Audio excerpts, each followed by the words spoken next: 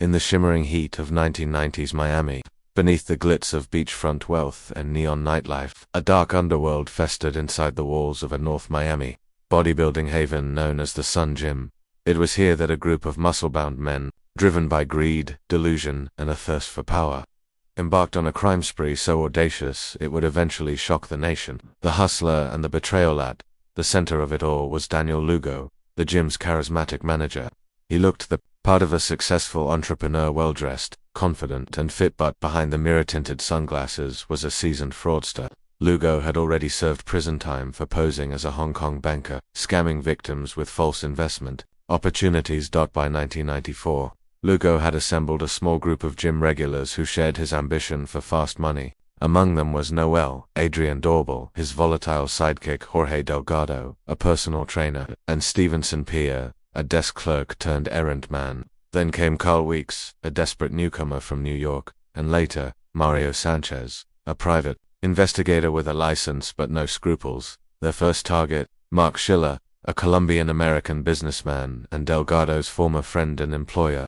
The gang believed Schiller had swindled Lugo and Delgado out of hundreds of thousands of dollars. Fueled by rage and greed, they devised a plan to abduct him and seize his fortune.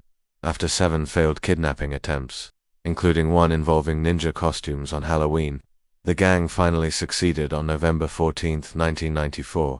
They tasered Schiller outside his sandwich shop and dragged him to a warehouse owned by Delgado. There, over a harrowing month, Schiller endured torture, starvation, beatings, and psychological manipulation. Forced to sign over millions in assets, Schiller was finally deemed expendable. The gang got him drunk for days, then staged a fatal car crash, except Schiller survived. Even after being run over twice and set on fire, he miraculously escaped. Schiller, broken but alive, fled to New York. Meanwhile, the gang celebrated. They moved into his home, drove his cars, and convinced neighbors they were federal agents who had deported Schiller for criminal activity. The audacity of the lie made it believable. But they weren't done. Flush with false confidence, Lugo sought another victim, someone even richer. Enter Frank Grieger, a Hungarian millionaire who'd made his fortune from a phone sex empire. Grieger and his glamorous girlfriend Christina Furton became the gang's next targets. Lugo and Dorbel, posing as international businessmen, lured Grieger with fake investment opportunities. But on May 25, 1995, during what was supposed to be a routine dinner meeting, Dorbel lost control and beat Grieger to death. Furton, who had witnessed the killing, was sedated repeatedly with horse tranquilizer until she too died. Their bodies were stuffed into boxes and transported back to the warehouse, where they were dismembered and hidden in drums. But this time, the gang's carelessness caught up with them. Friends of the victims grew suspicious. A yellow Lamborghini spotted on the street, a nosy housekeeper, a tip-off from a concerned friend. The police finally began piecing the story together.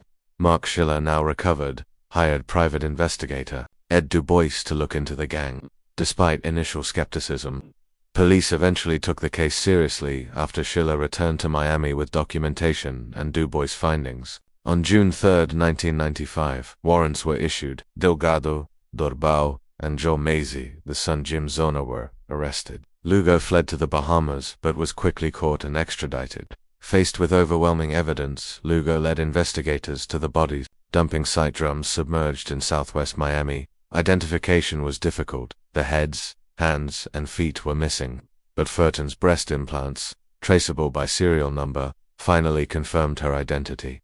The ensuing trials were lengthy, sensational, and heavily covered by media. Lugo and Dorbel were both sentenced to death. Delgado and others received long prison sentences. John Macy, who had helped forge documents, was also convicted. Mark Schiller survived, testified, and rebuilt his life. The story of the Sun Gym gang became infamous, eventually immortalized in books, documentaries, and the 2013 film Pain and Gain, albeit with Hollywood exaggeration. But beneath the wild plot and absurd characters was a chilling truth. In Miami's sun-drenched paradise, ego, vanity, and greed had metastasized into a real-life horror story. The Sun Gym wasn't just a place to build bodies, it was the crucible of a criminal fantasy that spiraled into grotesque reality.